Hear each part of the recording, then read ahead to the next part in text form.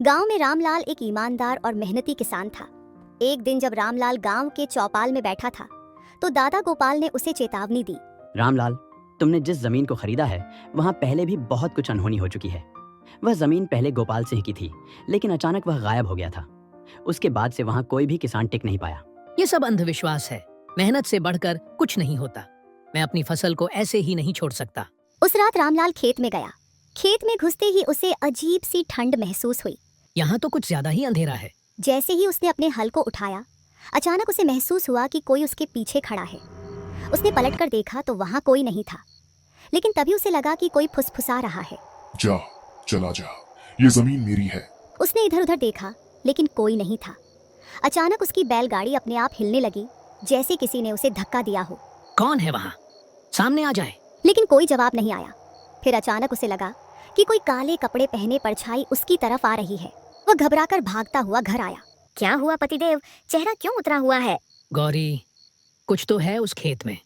मुझे किसी की आवाज सुनाई दी, जैसे कोई कह रहा हो कि ये जमीन उसकी है। मैंने पहले ही कहा था कि ये जमीन ठीक नहीं है, हमें किसी तांत्रिक से मिलना चाहिए। रामलाल को अब यकीन हो चला था कि कुछ तो गड़बड़ है। अगले दिन शाम को रामलाल और उसका बेटा राजू खेत की ओर जाते हैं। दोनों खेत में पहुंच गए तब राजू बोला, बाबा, मुझे बहुत प्यास लगी है। बेटा, मैं खेत जोतता हूँ, तू जाकर पास के कुएं से पानी पीकर आ। राजू पास के कुएं की ओर चला गया। जैसे ही वह कुएं के पास पहुंचा तो उसने कुएं में एक परछाई देखी। वह डर गया, लेकिन जब उसने दोबारा देखा तो कुछ नहीं था। ये मेरी आंखों का धोखा था क्या?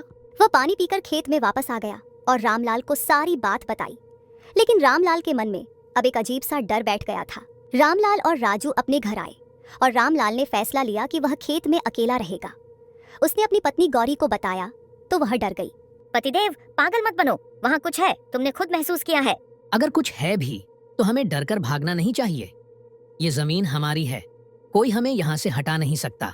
गौरी ने बहुत समझाया, लेकिन रामलाल नहीं माना। वह एक लालटेन लेकर खेत में चला गया। खेत में चारों ओर सन्नाटा था, सिर्फ झिंगुरों की आवाज आ रही थी। आधी रात बीत चुकी थी। रामलाल अपनी खटिया पर बैठा था। वह सतर्क था, लेकिन थकान के कारण उसकी आंखें झपकने लगी थीं। तभी उसे अचानक लगा कि खेत के बीचों बीच कोई खड़ा है। उसने ध्यान से देखा। अंधेरे में एक लंबी काली परछाई दिखाई दी, जो धीरे धीरे उसकी ओर बढ़ रही थी। कौन है वहाँ? कोई जवाब नहीं आया। परछाई और करीब आती गई। रामलाल ने हिम्मत करके लालटेन लेकर उसकी ओर बढ़ा, लेकिन जैसे ही उसने लालटेन का प्रकाश उस पर डाला, वह परछाई गायब हो गई। अचानक किसी ने पीछे से उसके कंधे पर हाथ रख दिया। फिर अचानक ही खेत के चारों ओर अजीब सी आवाजें गूंजने लगीं।